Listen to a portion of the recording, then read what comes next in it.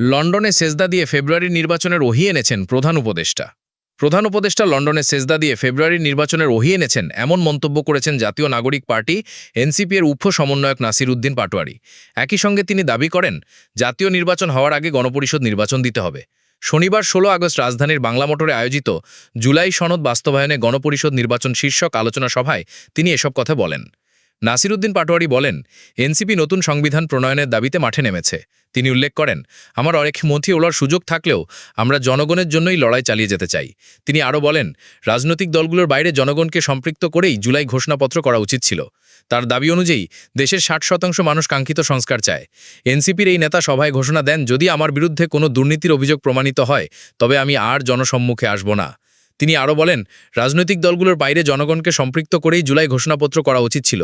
তার দাবি অনুযায়ী দেশের ৬০% মানুষ কাঙ্ক্ষিত সংস্কার চায়।